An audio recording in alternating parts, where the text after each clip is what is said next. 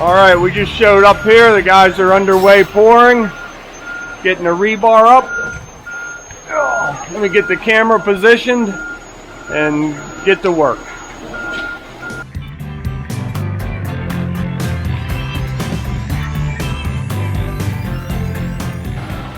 Okay, that was the first truck.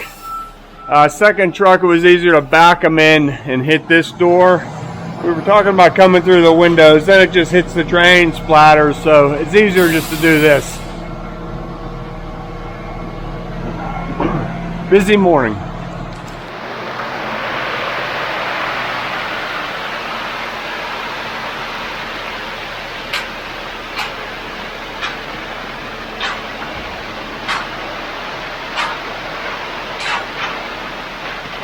Coming your way?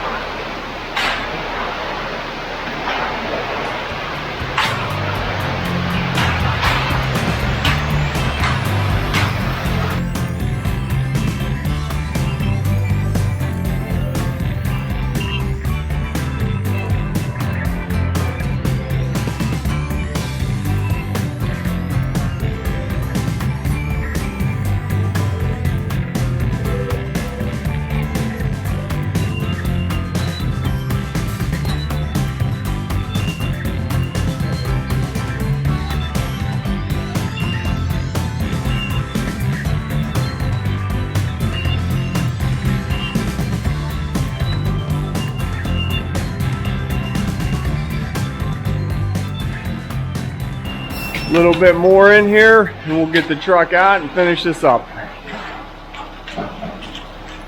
But another wheelbarrow. Making their way out the door. Always keeping that straight edge pointed towards the drain as they're coming down the slope.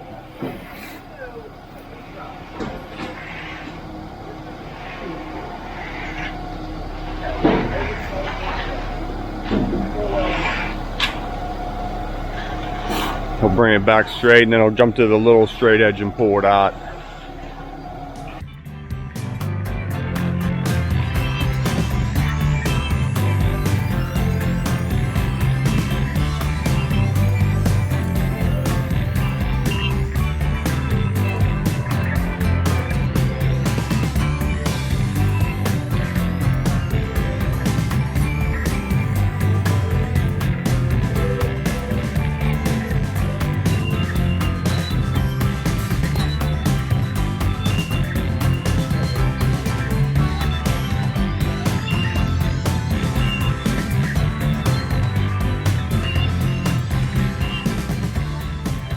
And then he'll just bring that straight back.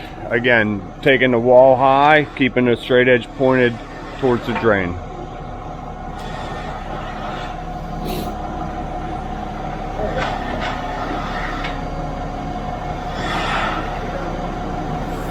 Since we have enough there, I got a little bit of extra. We dug these footer holes yesterday while we're getting the basement ready. There's a covered area going here, so we have to pour these 2 footer holes.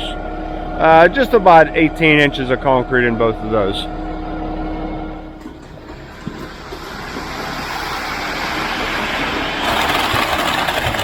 This is how I like to pour concrete.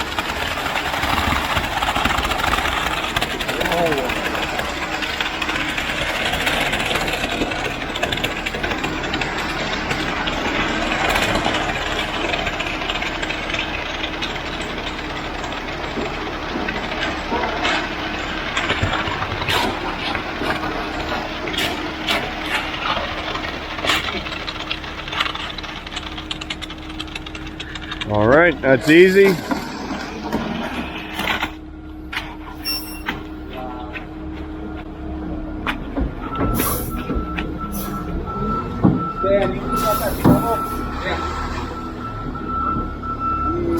more? Yeah, right in through the man over there. Yeah.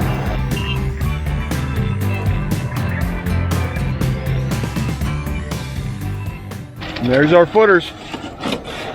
Thanks, Ty. All right, Steve's bull floating. How's it going? Not too bad. Not a little faster than I thought it was going to.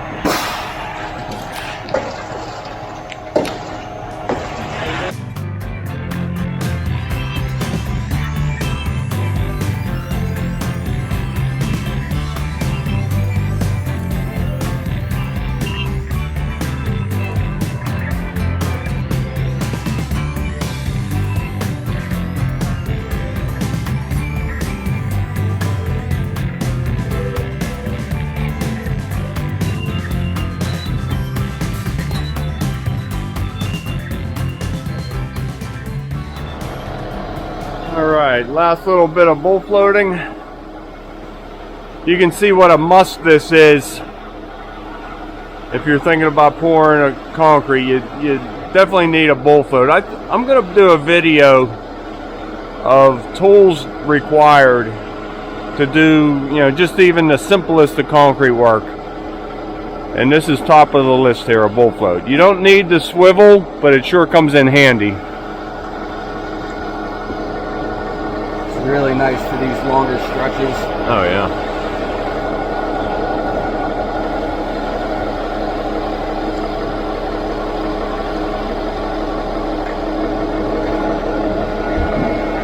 Mind your way. No, you're good. I'm kidding. Get out of here.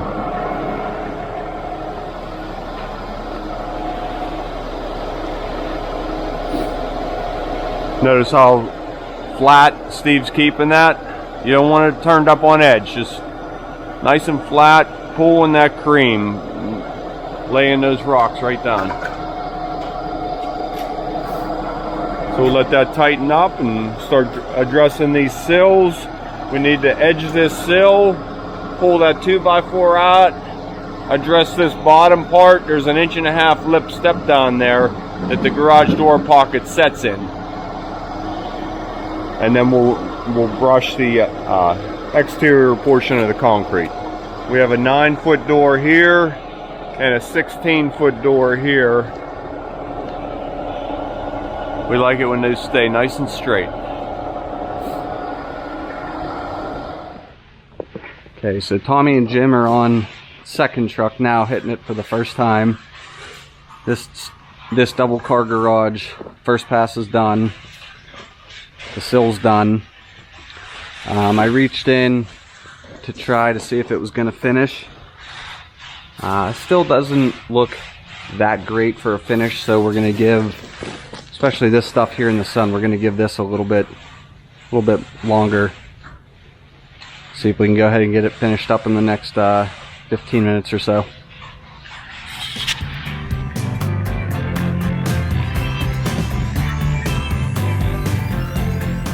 Alright, so first pass is done on both sides. We got a control cut going from this corner here to that corner just to help with it overnight until we can get saw cuts in. I am going to get on the road and start sealing a couple jobs while these guys hang out and finish this garage up. Here comes our mixer. Good morning, everybody. Thanks for tuning in to Concrete with the Hosses. It is Friday morning. So pretty easy day planned for us. We're going to pour a basement. Kind of tricky to get into. We're going to pull them right over to this hillside and put all of his chutes on and hit our power buggies that are right down here. Kind of a tough entrance for us. But all of his chutes on, we'll hit our power buggies right there. I can go down inside. And we're going to go ahead and pour this. We have a little bit more plastic to put in there. Lights are all hooked up. So we're going to get started on that shortly.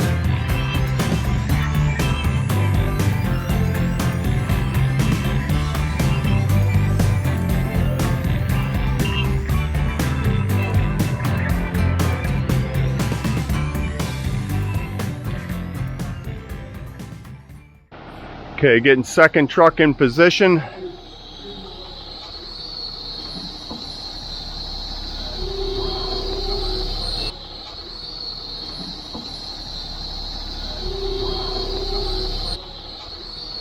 Okay, underway.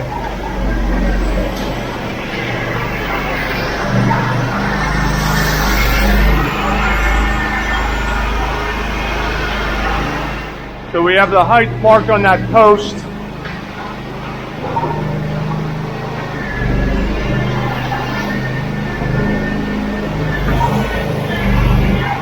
So I just screed from the old zip area to the post, and I'll mark it in a straight line, and Steve can put the zip right in there to that post.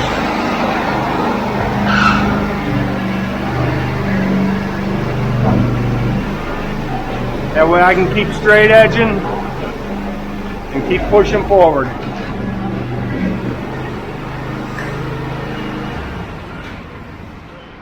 Okay, that's 20 yards. We have 6 more to go. It was getting kind of hard to get footage back there. It was kind of dark, but we got a little bit of it, and maybe I'll get some better footage out here where it's lighter.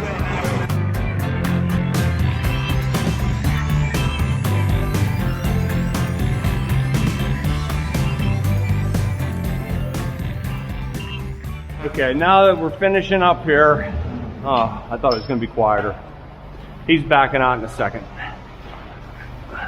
Just a couple little tips on straight edging that I do that has worked for me. A couple people have asked about how, I've been doing this a long time, how's my back? My back feels pretty good, but I'm almost sitting down in the concrete. I get my butt as low as I can, so I'm using all leg. I'm not pulling with my back at all. It's all leg and shoulder. But back to straight edging. Look out there. Hopefully you can see it. I'm sorry if you can't. I want those ends of the straight edge to be down in the concrete. Just leaving a mark ever so slightly. And then while I know that's there, I turn and look this way to make sure that one's doing the same thing. When you're at that point, you know you're good.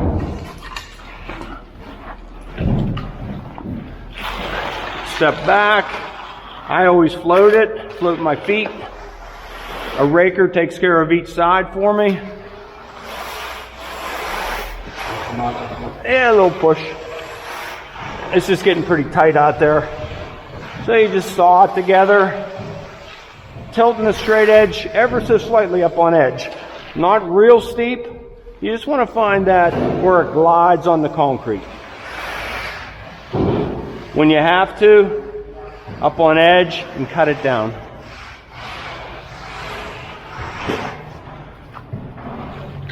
And then repeat, right off the edge.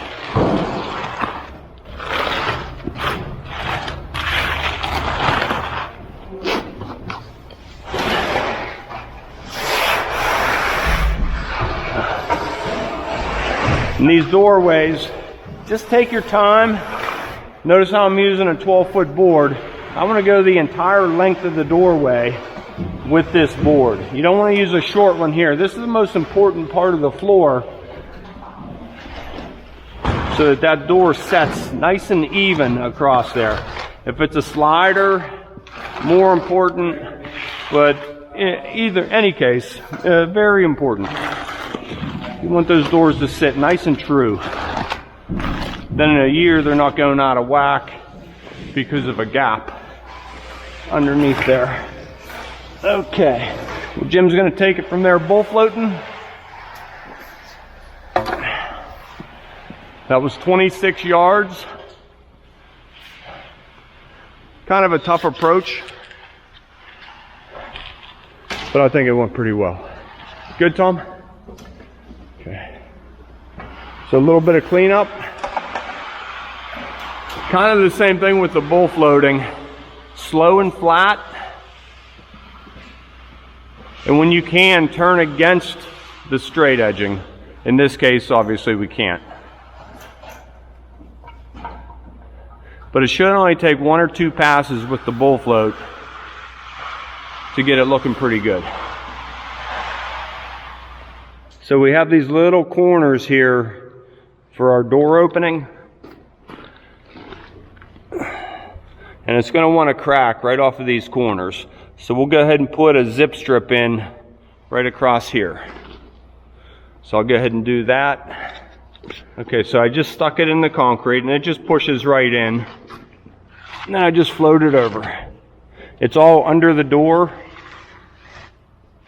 but now it's separated where the door sets to the floor, and it helps these corners not crack.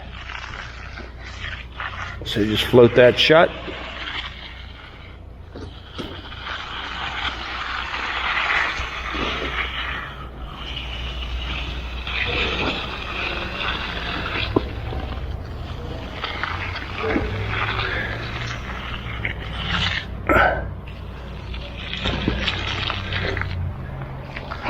And that is about it. So we're getting done with first pass. The guys are just spread across the floor waiting for it to tighten up a little bit. This is almost ready over here for final pass. Back there where Steven is, it's just a little bit soft yet, a little greasy on top. We'd like that to tighten up.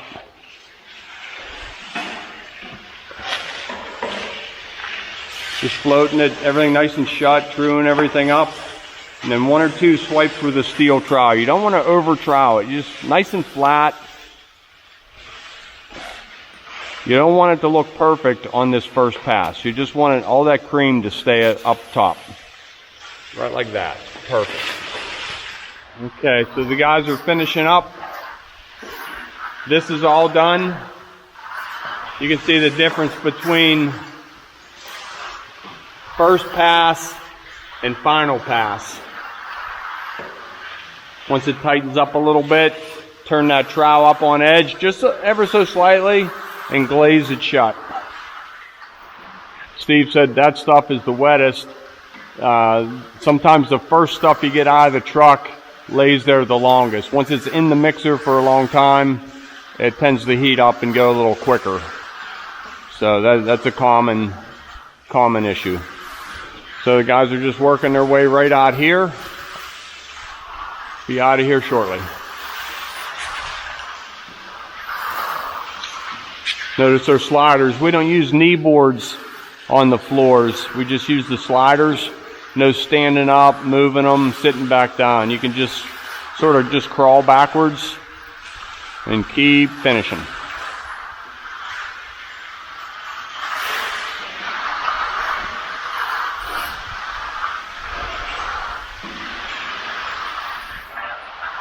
And last but not least, here comes Steven.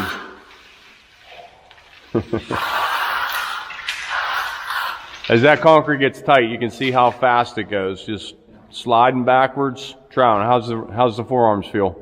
Good. There's just no airflow back in that corner, so it was just laying there.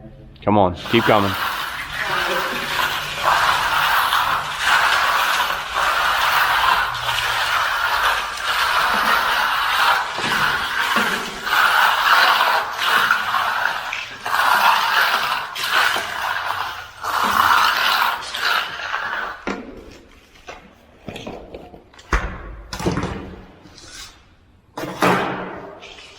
So there it is, 26 yards.